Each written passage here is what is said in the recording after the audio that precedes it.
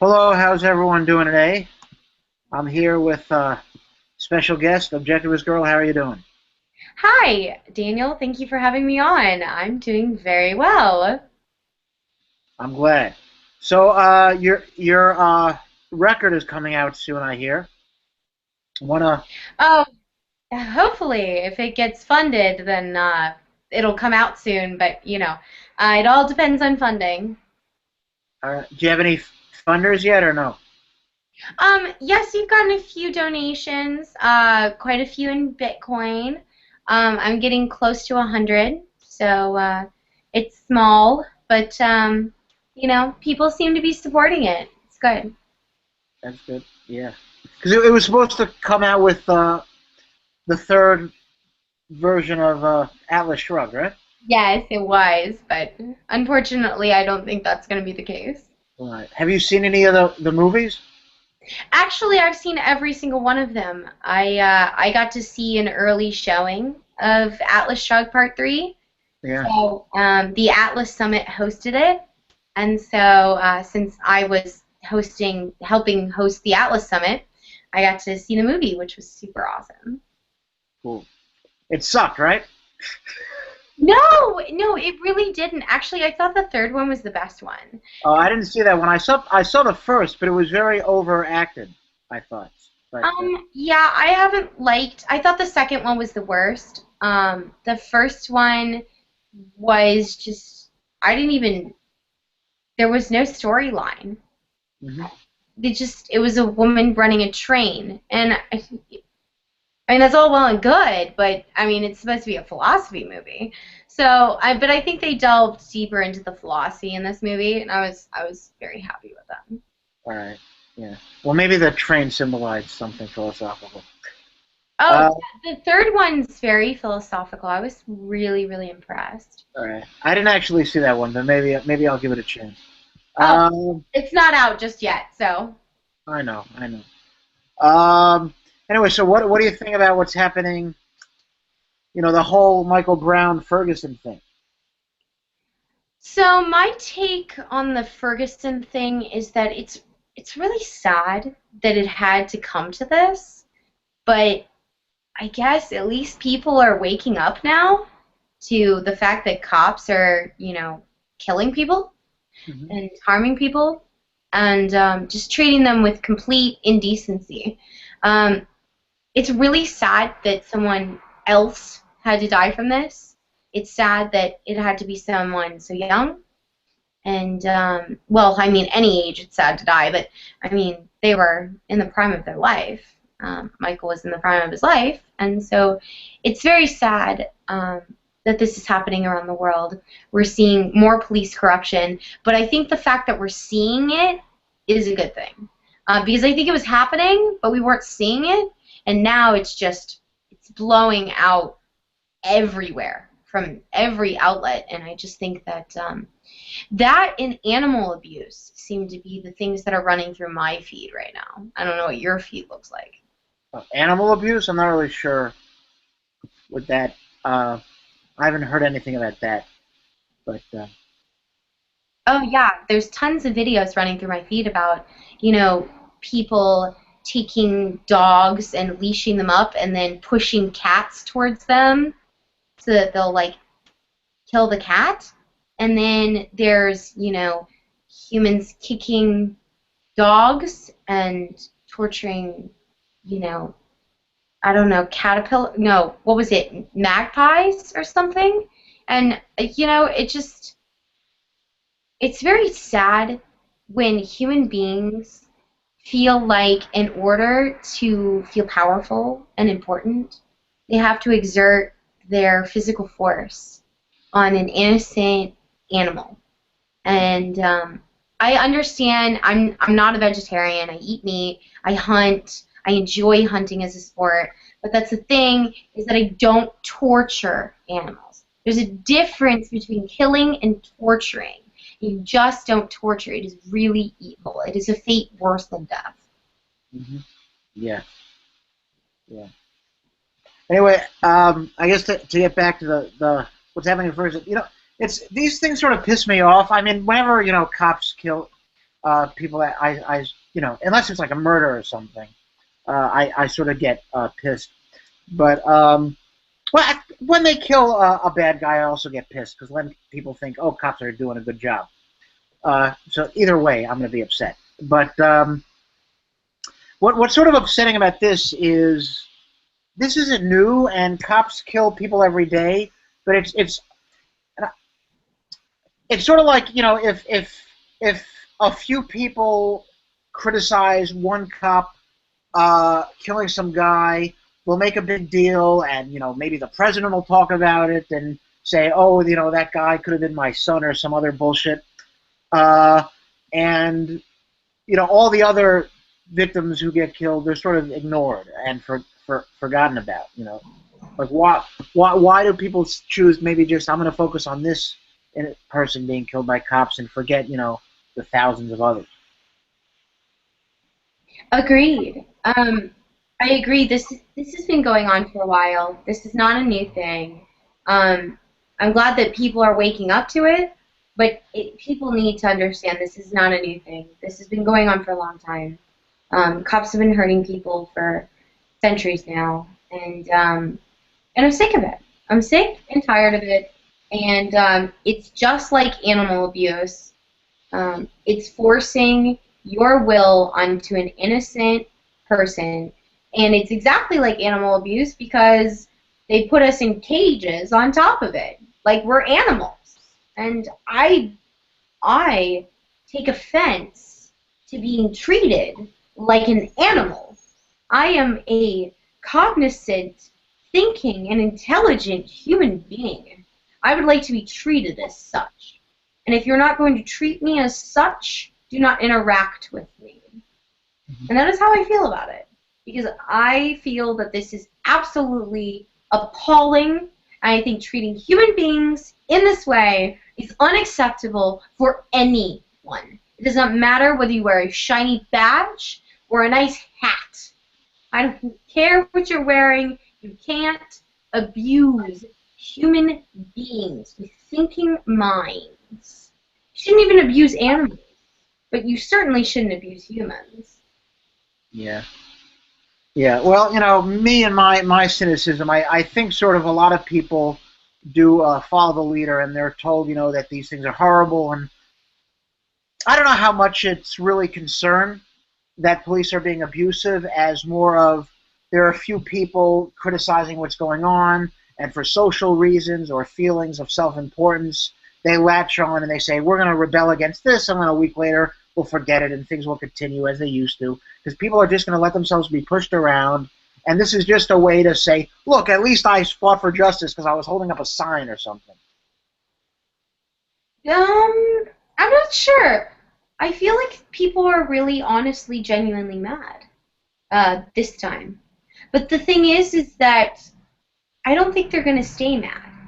I think that they're limiting this issue in their minds to this one instance. And I don't think that they're recognizing that there is other things going on. Now, personally, I think there's something that we can do about that. I think what we need to be doing is sending activists out to these Ferguson protests, and we need to be having our activists educating them on other events that are happening. In fact, what would be good is to go to these Ferguson protests and hold up signs for other individuals that have been harmed. Even just recently. I know that there's been several recently. And so I believe California is having issues at the moment. So I think something came out of Costa. I'm trying to remember the name of it, but Costa something. And they had a camera on someone that was being beaten up on the side of the highway. So, I mean, we could go out and hold up signs for those people at a Ferguson protest, and then when people ask us about, our sign, we can educate them on the fact that there are other things going on. There are other people being harmed. And it's not just, shooting a young man. It's more than that. I mean, no one should be shot. No one should be beaten with a club. Nobody should be maced. It's just inappropriate. And most of the times, these individuals aren't doing anything. They're not doing anything wrong, other than, making their own decisions about their lives. Right. Right. I mean, this particular. What's interesting about this is that this particular guy actually did do something wrong. Not to be shot 6 times. He stole something from a bodega, which is wrong. Doesn't warrant the death penalty. But it's not like he's a purely innocent, like the guy who was accused of selling untaxed cigarettes and was choked to death. I mean, to me, that guy's way more innocent, and I find it interesting that people weren't making such a big deal about that, or about that guy. This was a while ago, who defecated in his cell, and the police, to punish him, locked him in a shower at 160 degrees for an hour, and his skin, he died by just having, being burned alive. It's sick. So, this is probably like the least police abuse of the police abuse. That's how bad they are. Yeah, this is, that's the thing, is that actually what you said, it reminds me of an episode of Star Trek where they land on this planet, and the penalty for breaking any rule, doesn't matter what it is, like stepping on the grass, is death. And so this reminds me of that, this conversation. Yeah. And that's what we're moving towards as a society. I mean, people need to be aware of that. That is what is going on. Now, if you break any of the rules, they can shoot you. And that's becoming more and more acceptable as we don't stand up for things. And people think that going out and protesting the Ferguson shooting is going to change the way things are, and it's not. The police are getting away with many things as we speak. And they are breaking rules somewhere in the world as we speak. In fact, I'd love to get the statistics on how often, I mean, they've got how often women have an abortion, or, but they don't have any statistics on how often the cops break rules. Mm-hmm. So, I'd love to see some statistics on, how many seconds go by without a cop breaking a rule. And that's the other thing, is that I've noticed in the videos that I've been watching, the behavior of cops has gone from just a level of pretend concern to just total disregard for any facade of concern for the law. I mean, they don't even cite laws anymore. They just say, this is the law, and you ask them for the citation of what law, and they just say, I just told you what the law is. Right. And they can't even cite what they're protecting anymore. That's the worst part about this whole thing, is that's why I teach objectivism. Because these people don't even know the rules that they are trying to affect and initiate and protect and enforce. And they don't even know what the rules are. And that's just it, is how can you be someone that protects the public with rules, even though, I mean, we don't even get me started on the fact that, law doesn't work. But, I mean, enforcing rules does not work. It just doesn't deter crime at all. But the point is that these cops don't even know what the rules are. And it's, we just let them run around with their shiny badges. And you just have complete disregard for their job or what they've sworn to do, protect and serve. There's no protecting and serving anymore. They don't even know what that means. Well, they are, just not us. They're protecting and serving the establishment, the empire. Yeah, they need a lot of protecting. Yeah. But no, it is upsetting. I mean, Look, they give a test to cops, and if you get a high score, you don't become a cop, which obviously makes sense because it takes brains to not use violence. Any idiot can use violence. You just have a bigger gun. You just have to have bigger fists. People are always governed by their inferiors, in my opinion. Certainly inferior in terms of the intellect. These are just thugs. These are just bullies. Oh, I don't think I've ever met a cop that could truly understand. I mean, I'm sure there's one out there, or maybe a few, but I've never met a cop that I truly believe can understand objectivism. Mm-hmm. Well, I think a lot of them just, I'm not really a big fan of trying to enter people's head, but I'll do it now. What the hell? I think a lot of them do it because, well, partially it's an ego thing. People like bossing other people's around, and this is just dressed in trying to uphold the law. I've always hated the expression, well, don't do the crime if you can't do the time. What the fuck does that mean? Doesn't it matter what the crime is? Doesn't it matter what the punishment is? If it's against the law to wear green and a person gets shot, are you really going to say, well, he did break the law? What the fuck is matter with you? You just have no conscience. You're basically saying, I'm going to let the government act as my conscience and brain for me. And whatever they say is against the law is fine. Whatever the punishment to carry it out is fine. And I'm not going to think for myself what is right and wrong. I have no brain. The problem is that the problem is they don't even question what the law is in the first place. They just accept this is the law, and we have to obey it.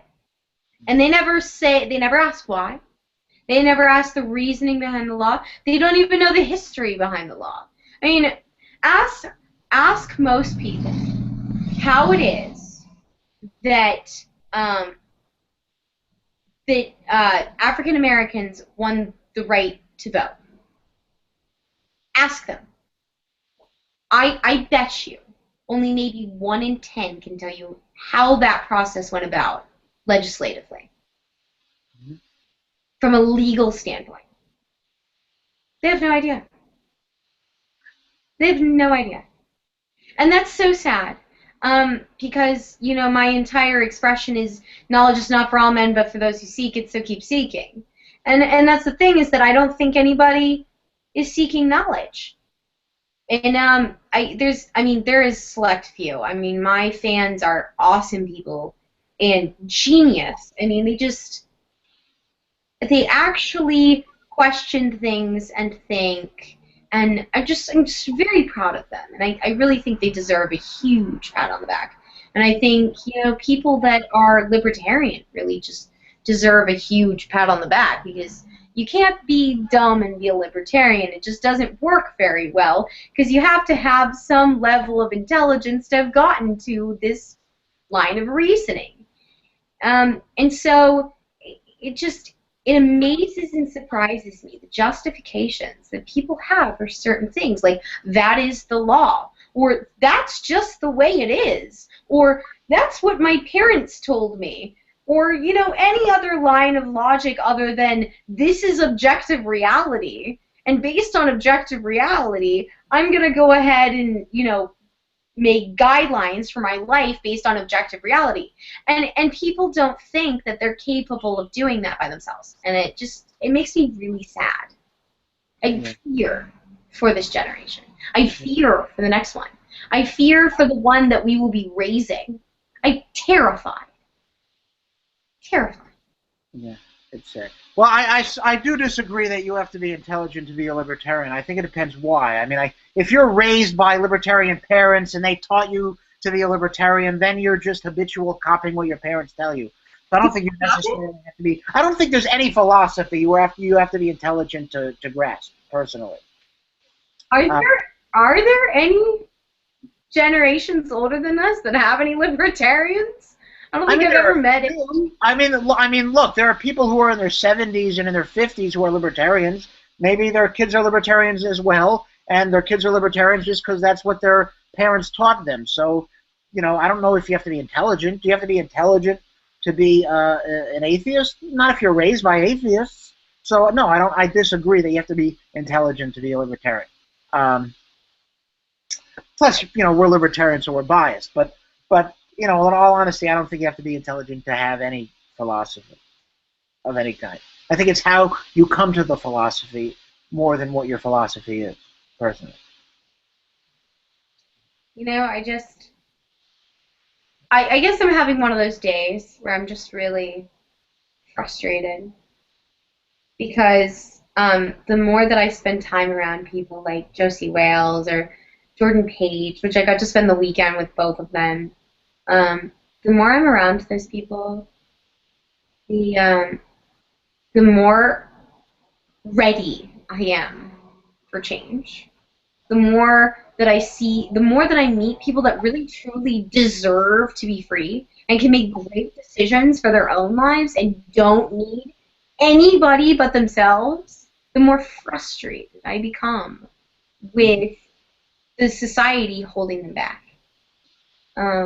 It's like my song, the society is holding me back, and I'll hold my ground. And it's I've gotten to the point where I think my life anthem is becoming Comfortably Numb by Pink Floyd.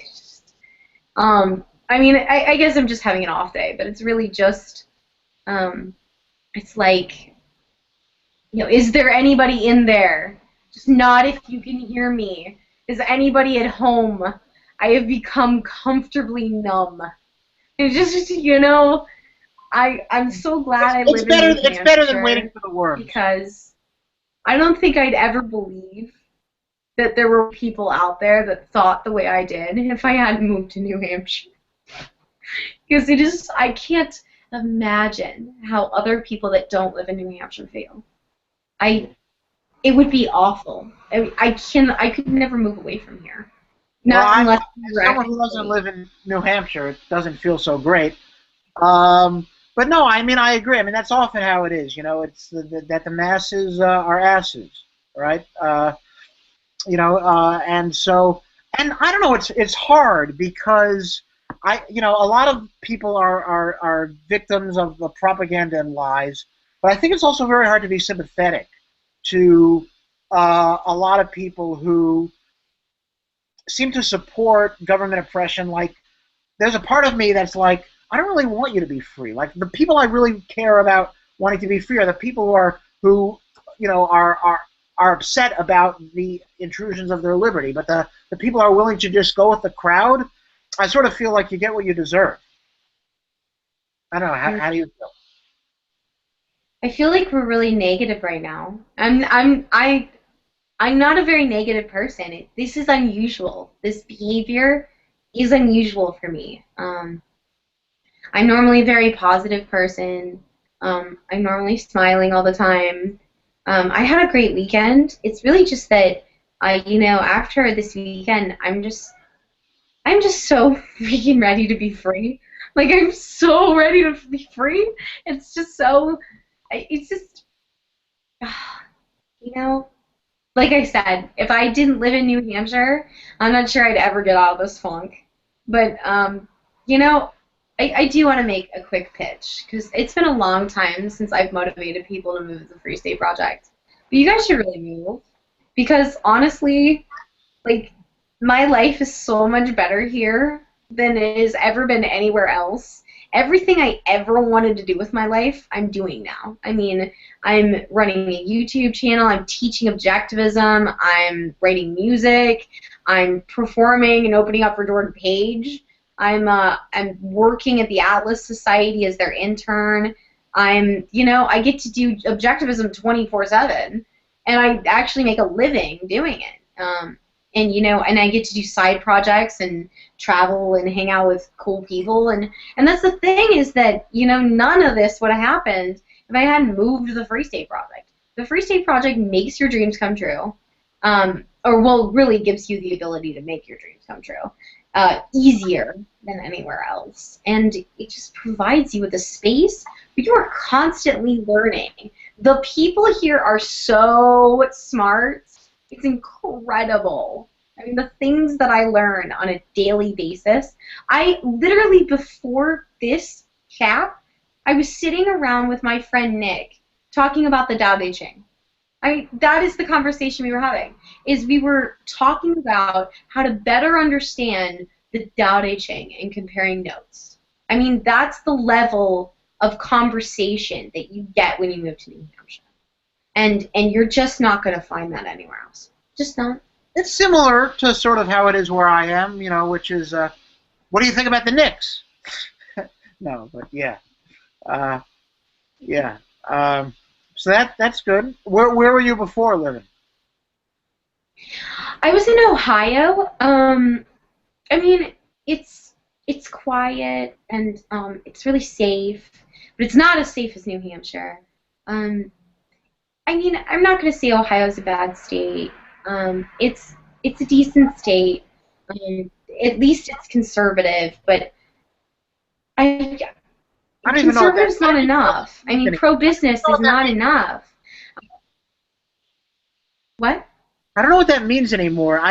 Republicans are sellouts. They have no values. They don't want to make waves. I mean, does anyone believe this limited government crap that they spew? They don't believe in it. Oh, they're first of all, you can't be war hungry and is anybody in there? Government. Just nod if you can hear me. Is anybody at home? I mean, I hear a lot of Republicans talk about freedom and personal responsibility. Really? Then why do you support the war on drugs? Why do you like to inflict your Christian theology down other people's throat?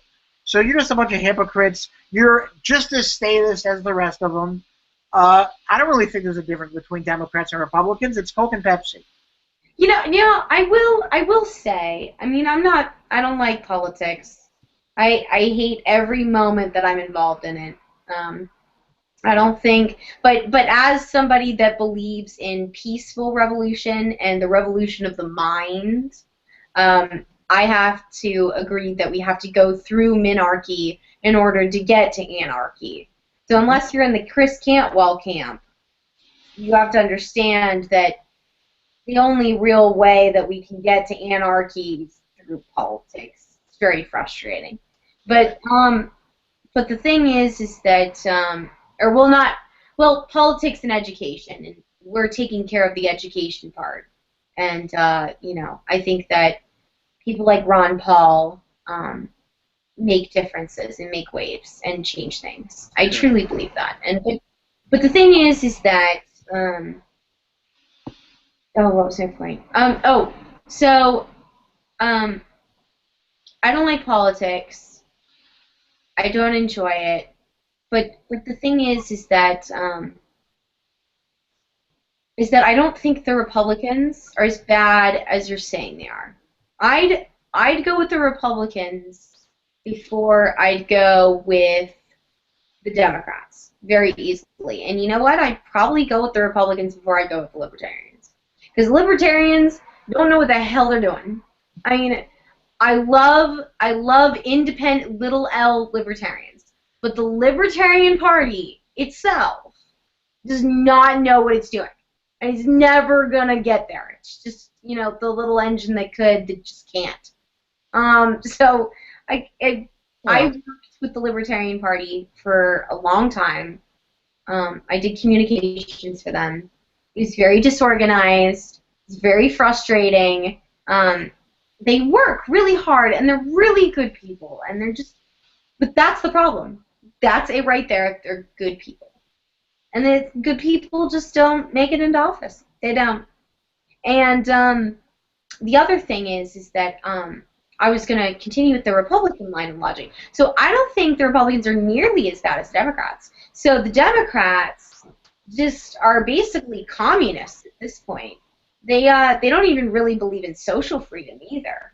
But at least the Republicans I'm seeing, at least in New Hampshire, the Republicans are more liberty-leaning. They're almost turning into the Libertarian Party.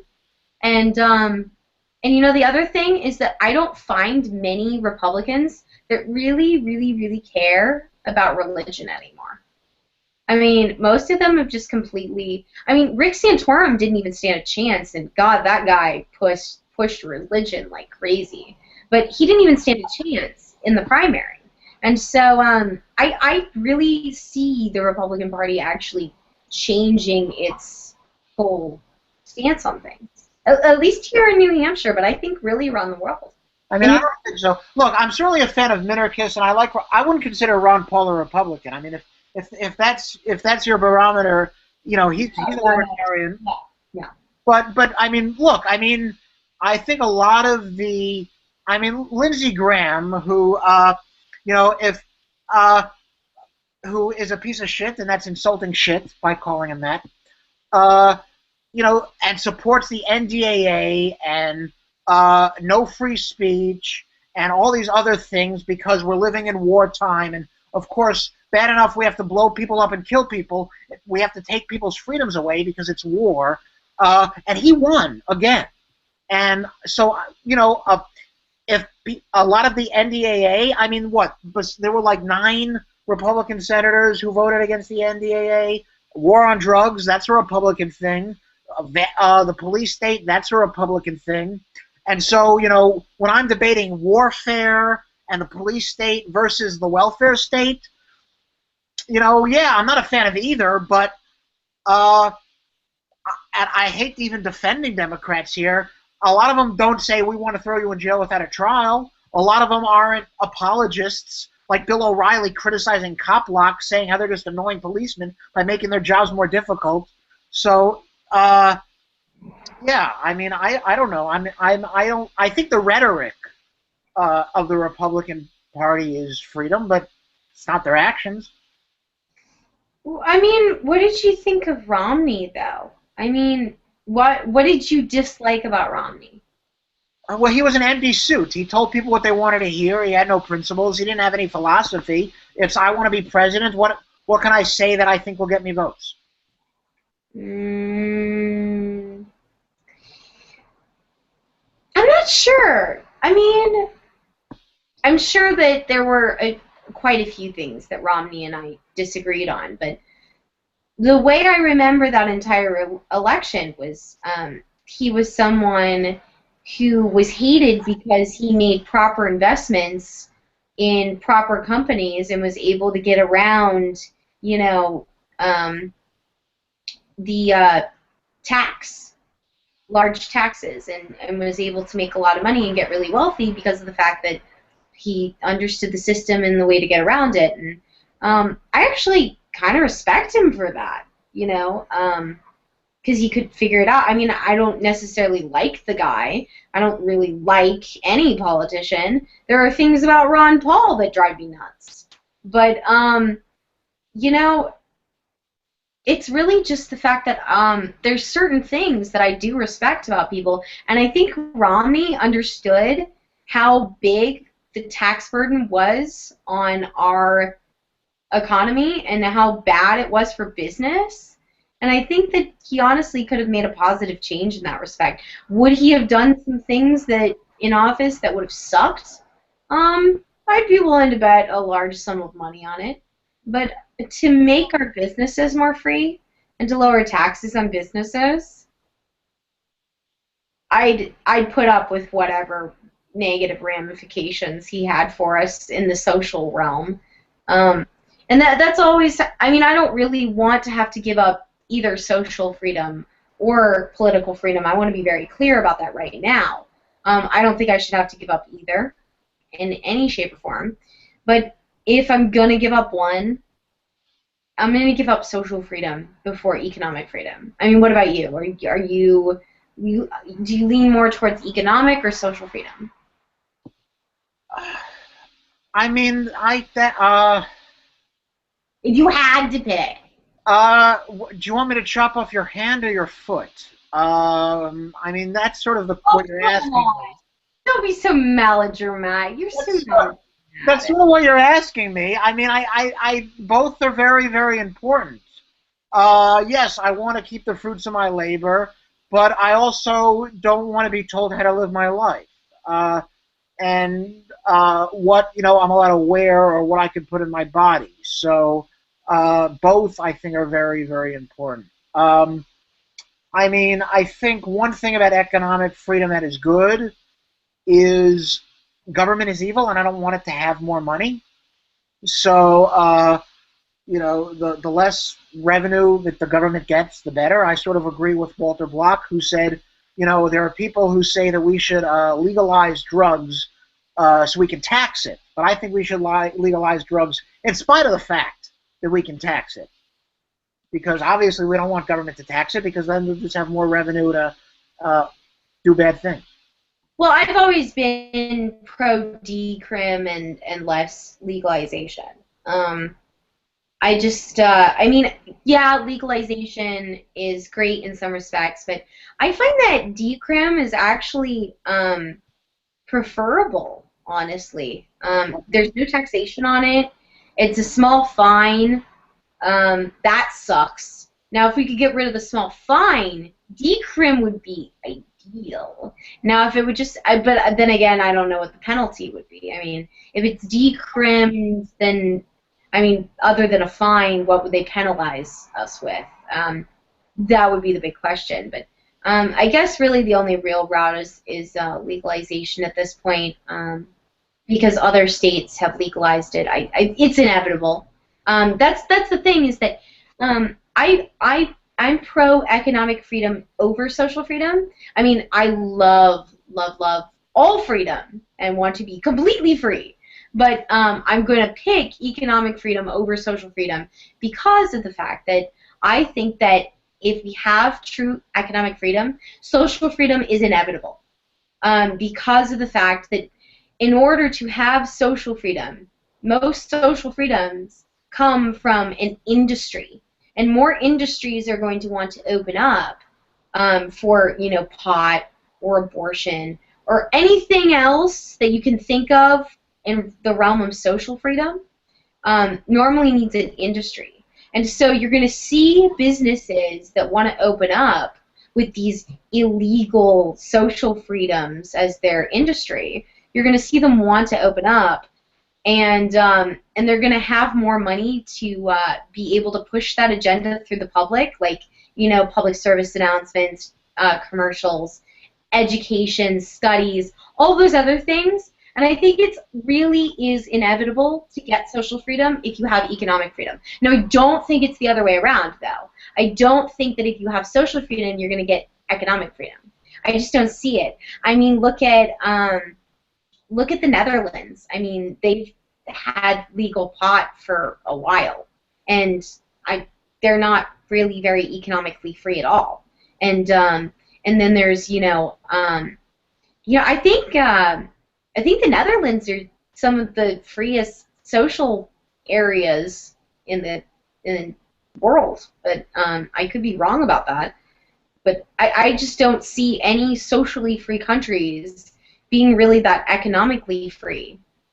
They're just, normally they don't, unless they're economically free first, then they fall into this. I think it's inevitable. I think that's the way that it works.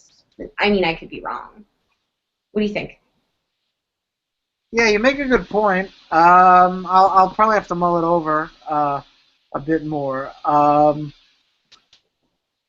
make a good point. It's sort of weird because, before, I used to sort of be more on the side of the Republicans, I think, before September 11th, when they all went crazy. And wars. Just don't even get me started on their obsession with wars. Anyway, go ahead. But right, but that's a big problem. War is the most evil thing the government does and can commit, right? And if there's one thing where I could say government should stop, it's war. And I'll tolerate any other abuse as long as if it ends wars. I guess this comes from me being an objectivist. I'm upset about war, first of all, because it kills people, and I don't really like borders. The fact that there are some imaginary borders in, these random imaginary borders that don't exist, that bothers me. I don't think that the world should have borders. Countries just don't. I get that there should be divides for some reason, but I haven't come up with what reason that is. So, I think borders are stupid. And there's no logical reason to separate by countries unless you have government. That's the only reason to separate by borders. I mean, but if you have no government, then, I mean, I could see polycentric governments, but you don't really need borders for that. There's just cities. I'm more for polycentric government than I am. I think that many cities are going to want small governments to deal with things. And I think that's fine. I mean, local government is perfectly acceptable as long as everyone agrees on it. It's voluntary. When it's not government at that point. No, it's really not. I mean, you can call it government if it makes you happy. So anyway, if it pleases you to call it government, go for it. But anyway, but it's really, the thing is that war is not as high on my agenda because of the fact that I'm selfish. I mean, the true nature of it is it upsets me economically. It bothers me that there are people dying because, I have a heart. And, because I just don't think it's genuinely good for anyone. It negatively affects me when people die. And I think that it negatively affects our country when we're at war. Economically, it totally screws us. But the thing is that I would rather focus on getting us economically free. And, I think that the left has just become just as obsessed with war anyway. I mean, they love war. Oh no, I don't even like calling it the left and right. To me, they're one party. I don't even know the difference. I mean, the difference is rhetoric. It's advertising. We're against war depending on who's in office. When Bush was in office, war was evil. When Obama's in office now, it's, cool and, freedom-loving. I mean, yeah, I really don't see the left. I mean, the only thing they seem to really support is the right to an abortion. Every other thing you can violate and take away. They're becoming communists. There's not. I mean, the Republicans are starting, at least in New Hampshire. I don't know if this is happening everywhere, but in New Hampshire, the thing that we're seeing is that the left, the Democrats, are becoming communists, and the Republicans are becoming the Libertarian Party. I mean, they're literally, most of the Republicans out here are libertarians. They're just using the Republican Party as a front. We don't even have a real Libertarian Party out here. There's no New Hampshire, but that's certainly not in most states, right? I mean, you could tell by how they treated Ron Paul and Gary Johnson during the recent presidential primaries, how they feel about libertarians. I mean, the left treated Ron Paul with more respect than the Republicans did. What did you think of Gary Johnson? I've been finding more information about him that I don't think he was such a good guy. Right. Well, I don't know much about him. He's no Ron Paul. No. That's for sure. Ron Paul is way more, philosophically attuned. He's way more uncompromising. He's way, knows how to get people to like him more. I mean, I'm an anarchist, but I love Ron Paul, and probably an anarchist because of him to a certain extent. I mean, I don't know. I'm becoming more anarchistic every day. I mean, if something's made me an anarchist, it's hearing arguments from statists and they're being so idiotic that I just come to the conclusion the opposite side must be right because what they're saying is just doesn't completely contradictory and incoherent. But I don't really know much about Gary Johnson. I do know that he had power because he was the mayor of New Mexico to pardon people with victimless crimes in his state, and he didn't do that. So I don't know if he would have done that as president. Oh, see, right there, being friends with Derek J. and having him be such a positive part of my life, I don't even think I could like it. It really wouldn't matter what he did. I don't think he could regain any ground with me personally. Gary Johnson, if he didn't pardon victimless crime, innocent victims of the state, that would, yeah, no, I couldn't forgive him for that. Right. Jury, jury's no longer out for me. I don't like him. If he didn't have the decency to stand up for those who have done absolutely nothing wrong and have never hurt anybody, I mean, that's Derek J. right there. And Derek J. is one of my dear friends. You don't stand up for my friends, you're no friend of mine. Right. And, I don't vote for people who I don't think I could be friends with. Right. Well, Hence why I haven't gone to the polls. right. Well, I try not to vote at all, but sorry, what? There's a lot of people out there that'll tell you I really regret voting. I never have to say that. I have never voted. Not once. Yeah, it's a waste of time. I have in my life, but I don't do it anymore. I'm sort of Oh, see, you have to regret it. I have to. Yeah, I do have to regret it. But well, I mean, one of the not really, because my vote didn't do anything. It's not like if I didn't. It's not like my vote caused anyone to be in charge. I mean, I wasted my time. You wasted your time. Like, you wasted time. I wasted maybe half an hour. I mean, the voting place is very close to me, but a whole half an hour of life? That sucks. Well, wake up earlier tomorrow morning.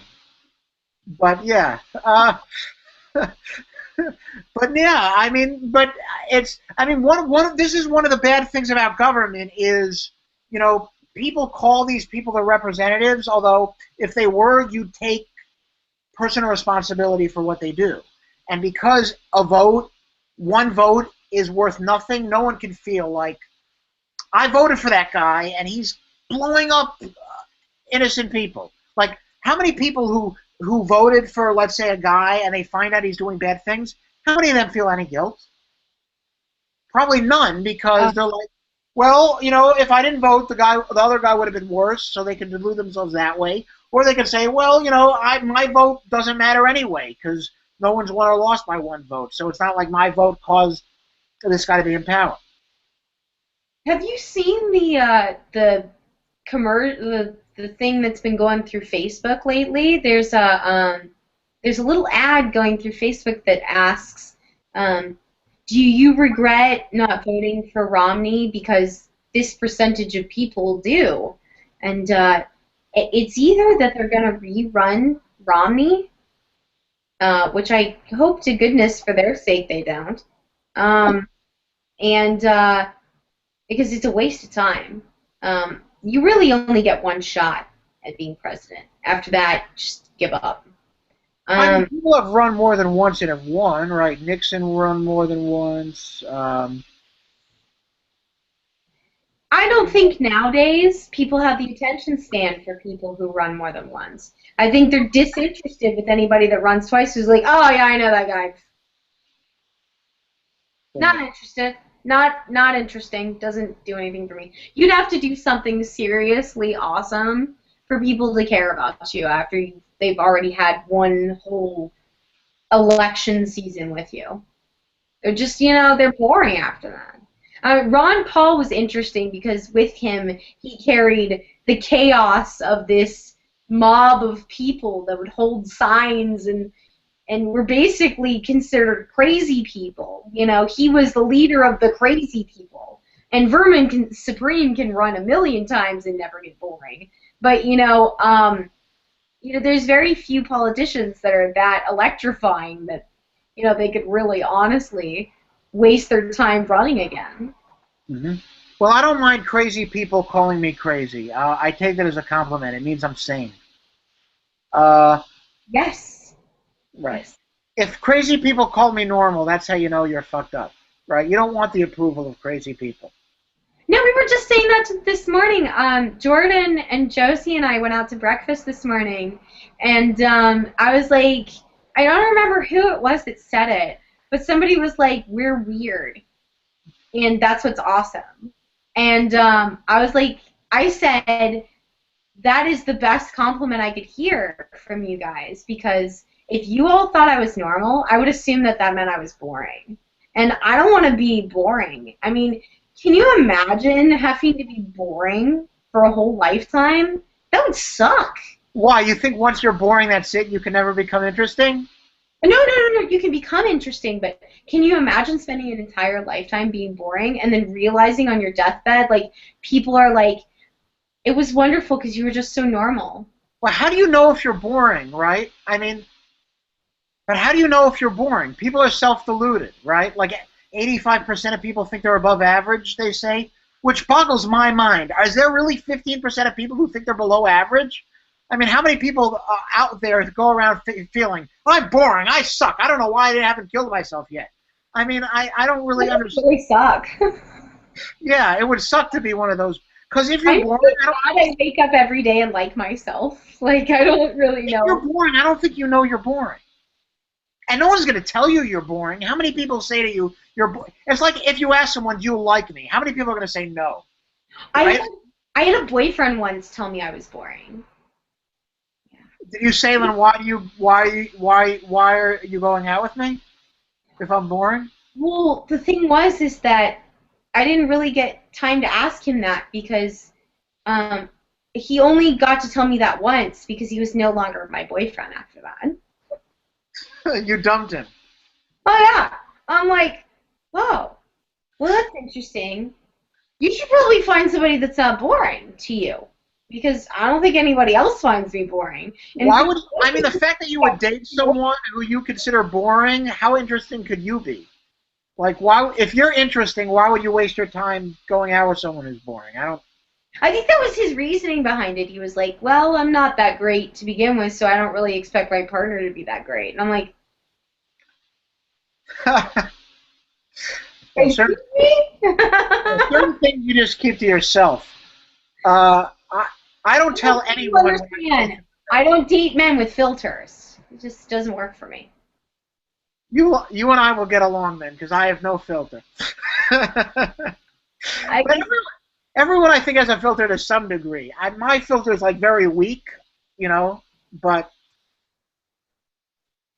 why? That's the thing that I like people. I'm drawn to people who are smarter than me. So I obviously date people that are smarter than me, and so if they're socially savvy on top of it, I just feel totally inferior, you know, because they're already smarter than me.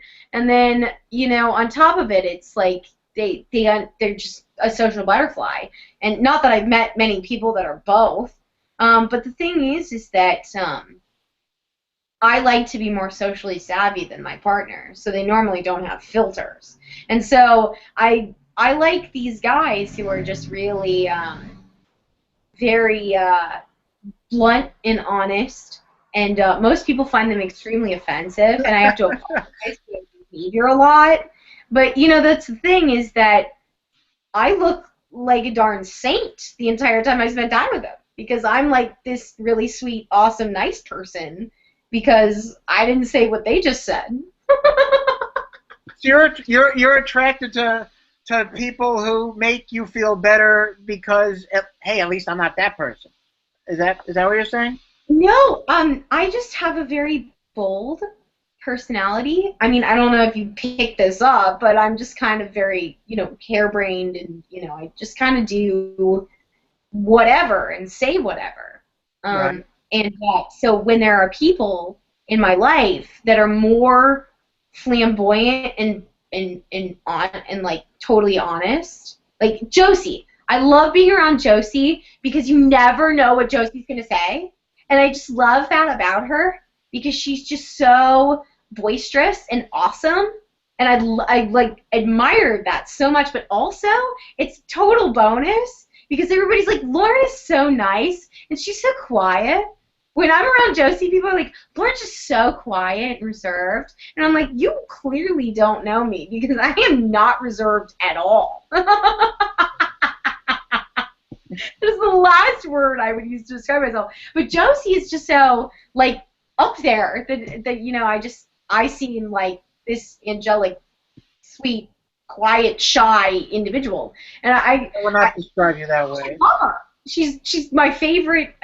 I think she's my favorite female of this movement. She's just a total badass. But, you know, she just makes me seem so mild. Yeah. Well, yeah, I wouldn't describe you that way, but I mean, I think one of the benefits as a person who pretty much does offend everyone, and I sort of enjoy doing it. I'll be honest. And, you know, even though I piss people off, like people do come to me and say, you know, I need an honest opinion, and I know you'll give it. So, you know, even though I might, you know, isolate people, I know. Like, even I just remember I was on, like, a first date and a woman said to me, you seem very honest. Can I ask you, like, a question that was honest? And I did give her an honest answer, which I don't think she liked. But, you know, I don't think you should bullshit with people. And who wants that anyway? I don't want to walk on eggshells. I'm just going to say, you know, what's on my mind. And if you don't like it, you know, fine. People are replaceable. I mean, I'm really sweet and I'm kind and I'm nice to people about things. I try and put things in the best way I can. But, you know, I realized two things. First of all, that even though I'm trying to say it nicely, I'm still going to be honest. And sometimes trying to be nice about it just has to end somewhere. And there's a point where I'm just going to, you know, you're not getting what I'm trying to say, and I'm just going to be very blunt about this. And I think that, you know, I am of the opinion that there are no bad characteristics, that every personality trait has two sides to every coin. There is a positive and a negative to every personality trait, and I think bluntness is definitely one of the top things that fit that description. I do not think that there is a true positive or negative quality, and I think bluntness illustrates that very well, because those people you can always count on to tell you the complete truth, and that is awesome. But at the same time, you can always count on those people to tell you the complete truth. That is awful.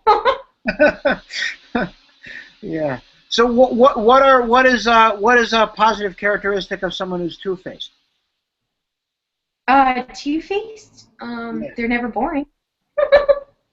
All right. How about someone who's two-faced and boring? That's not possible. It's not? Two-faced people keep you on your toes.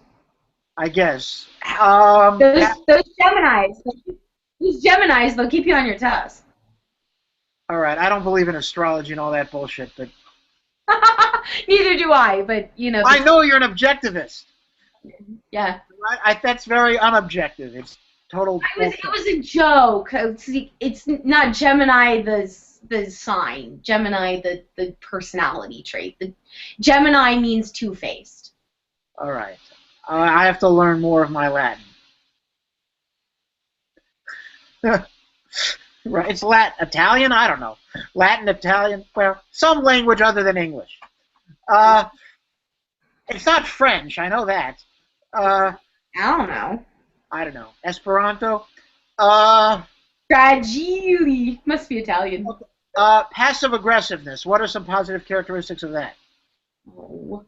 I mean, aggressiveness can be used to protect yourself, or aggressiveness can be used to hurt people. So there's that. No, passive aggressiveness. Passive aggressive people are just plain scary. But no, they're scary, but passive aggressive people also You don't have to deal with them getting actually aggressive. And you can kind of do your own thing with passive-aggressive people. You just can kind of ignore them. I had very passive-aggressive roommates. They didn't like that I would sing too early in the morning. And How early are we talking about? I don't know, like 9 a.m. Oh, I thought you were going to say 6. No. And so I'd start singing about 9 a.m. and start practicing before class. And so they hated that. And so, they do these passive-aggressive things to try and, show me that they didn't like it. And, I just basically ignored it and nothing happened because they're just passive-aggressive. Right. But at the same time, I mean, it's really uncomfortable. It is, and it's hard to know what and I'm not very good at picking up the social cues of passive aggressiveness, so I can't even tell, a lot. Mm-hmm. Yeah. All right. Yeah. Anyway, yeah, it's been about an hour, so I guess we'll end. But it was great having you on. yeah, it was great to be on. I am definitely tired. It is definitely bedtime for Objectivist Girl. It is objectively bedtime. All right, talk to you later. All right. Thank you so much for having me on. And guys, check me out at Objectivist Girl on Facebook.